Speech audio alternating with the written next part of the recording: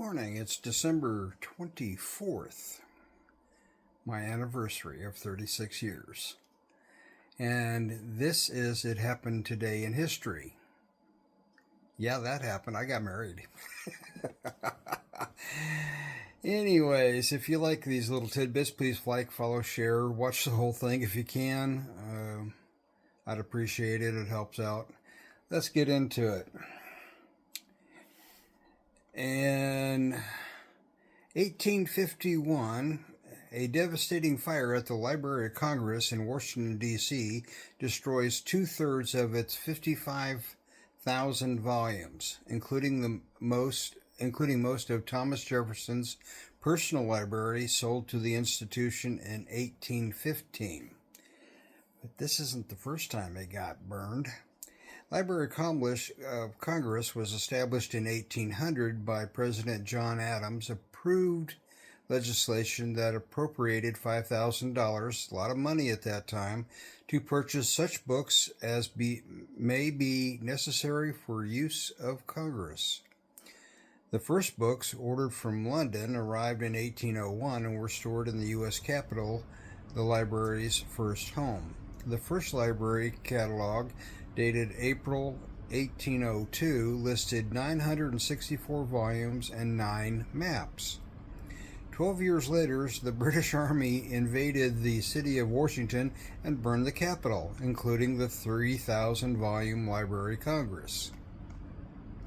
Former President Thomas Jefferson, who advocated for the expansion of the library during his 2 terms in office, responded to the loss by selling his personal library to the largest and finest in the country to Congress to recommence the library.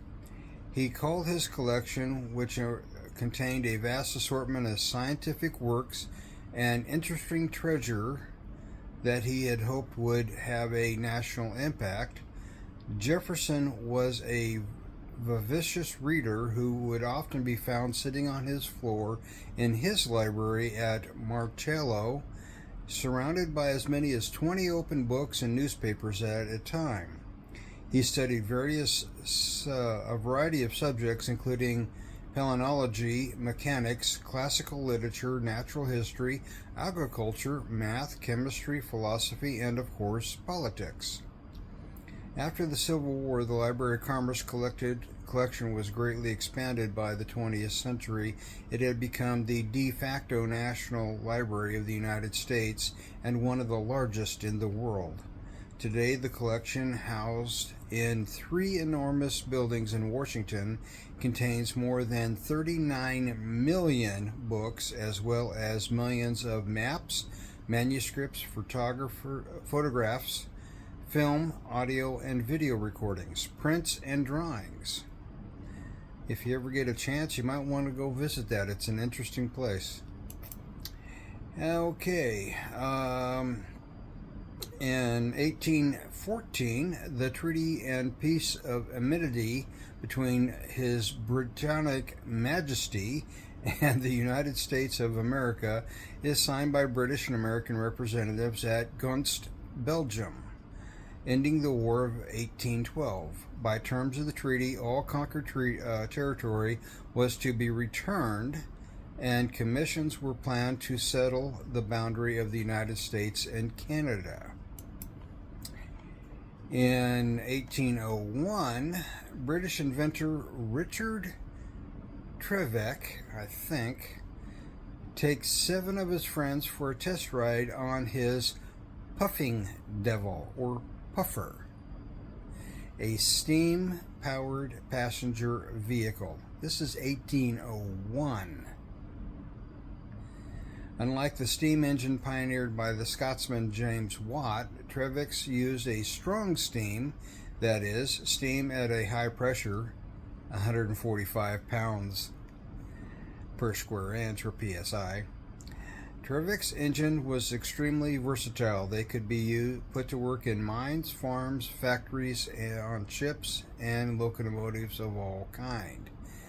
And there you have it, the first car, or a car, in 1801. Many years before the modern car.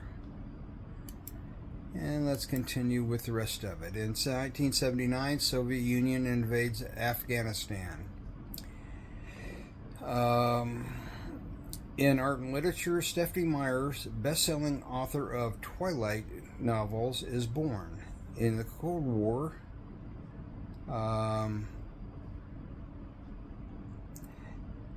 McCarran and Walter Act goes into effect, revising immigration laws. That was in 1952.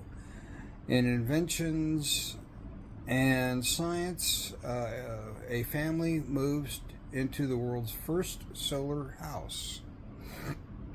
And U.S. presidents in 1923, President Coolidge lights first national Christmas tree.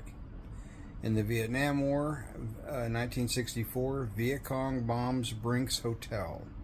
And finally, in 1972, Bob Hope gives his last show in Vietnam. And there you have it on this 24th of December, my 36th anniversary. You all have a good day. I'll see you tomorrow.